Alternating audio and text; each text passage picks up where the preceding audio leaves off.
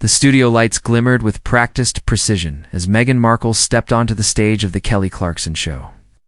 Dressed in an elegant cream blazer and tailored black trousers, her demeanor poised and visibly composed, the crowd applauded, with a mixture of curiosity and admiration.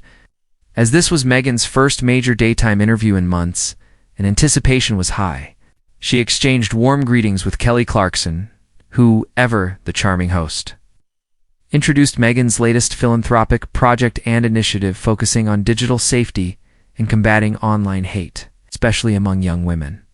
The opening conversation was pleasant and fluid, ranging from the program's goals to Meghan's reflections on motherhood, mindfulness, and the whirlwind life she had embraced after stepping back from royal duties. The audience laughed when Meghan shared a playful anecdote about Prince Harry trying to cook dinner and setting off the smoke alarm. For a moment, everything was comfortable, natural, effortless. But things shifted subtly when Kelly pivoted to a question that seemed harmless at first. You've spoken a lot about healing and stepping back, but some critics wonder, how do you balance healing with releasing documentaries, writing books, doing interviews? Do you think there's a contradiction? Meghan's smile barely flickered, but the temperature dropped. I think healing and speaking out aren't mutually exclusive, she replied carefully. In fact, silence often protects the wrong people. Speaking your truth is part of reclaiming it. Kelly nodded, but her producers had prepped her with follow-ups, and she didn't veer. Totally. I'm just saying some folks feel the volume of content makes it seem less about healing and more about attention. There it was, that tone. Meghan had heard it before. The polished skepticism. The pretense of objectivity laced with a subtle jab. She shifted slightly in her chair. When you've been silenced, visibility feels like power. People can label that however they want, but I know why I speak. Kelly smiled, acknowledging the point. But the back and forth had already taken a sharper edge. That makes sense. But people also wonder, if you left for privacy, why choose a life in Hollywood where everything's public? Meghan tilted her head, keeping her expression calm, but her tone cooled. Kelly, with all due respect, no one leaves their homeland, their family, their identity lightly. Privacy doesn't mean invisibility. It means boundaries. She gestured around the set. This is on my terms. That's the difference.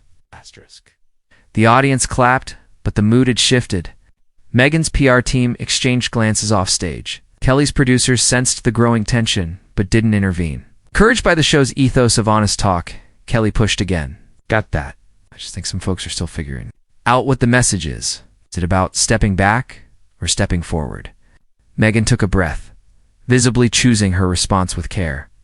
Women are allowed to evolve, can step back from toxicity, and still step forward into purpose. It's not a contradiction, it's survival.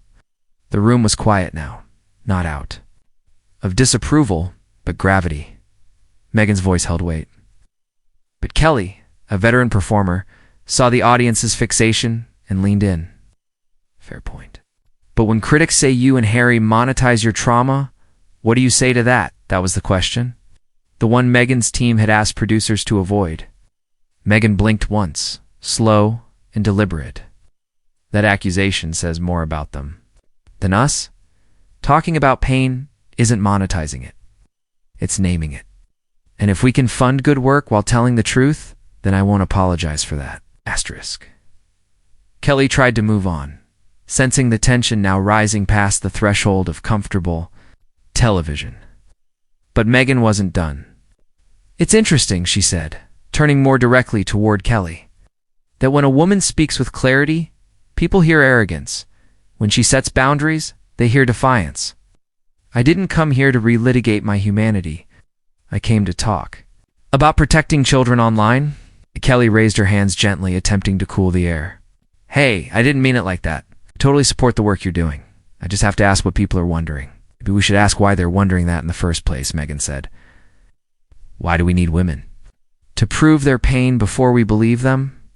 The audience was now utterly silent. The tension wasn't hostility, it was reckoning.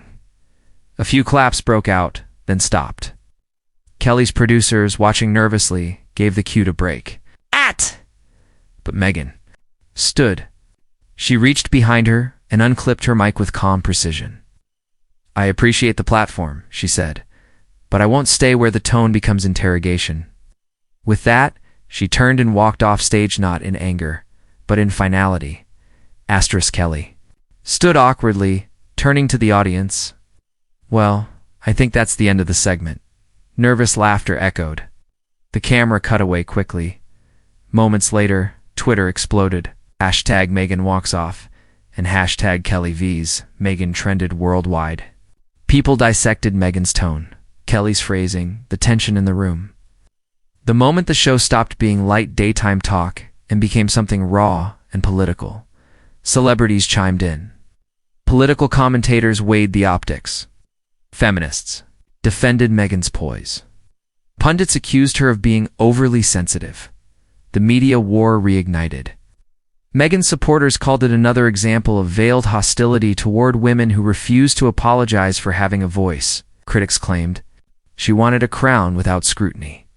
For her part, Kelly remained composed. She released a short video the next day. "I've always tried to make this show a place for real conversations. Sometimes they're uncomfortable. I didn't mean to offend Meghan Markle. I wish her all the best." Meghan did not respond. Her team issued only one line. The Duchess remains focused on the safety of children and will continue her advocacy undeterred. In private, Meghan spent the next day with her children, cooking, reading, and walking barefoot through her garden. She knew the storm would swirl. She had learned long ago that peace was not found in approval, but in alignment. She had said what needed to be said, and if it cost her another segment, so be it. Kelly, meanwhile, wrestled with her own guilt. She had meant well. She realized too late that meaning well isn't the same as listening. The studio scrubbed the second segment and aired a musical performance instead. But the clip lived on online, spreading like wildfire. In a world where public figures are constantly expected to be both relatable and bulletproof, Meghan's decision to walk away wasn't seen as weakness. It was seen as defiance. And in a culture where television moments are quickly consumed and forgotten, this one lingered, because it wasn't just about a question, it was about the weight behind it. Meghan had been invited to speak, but had been expected to defend. She refused. And in doing so, she reminded everyone watching that sometimes walking off is more powerful than staying seated. The sun had barely risen over Los Angeles when the early morning news cycles began churning out commentary about Meghan's walk-off. From national television anchors to low-budget YouTube reaction channels, everyone seemed to have an opinion. The clip of her leaving the Clarkson show had already racked up millions of views and was being dissected frame by frame. Analysts debated whether she had overreacted or whether Kelly had overstepped. A few could deny that the moment had hit a nerve. Meghan sat in silence at her kitchen counter that morning, sipping herbal tea and reading the media summaries forwarded to her by her Comes team.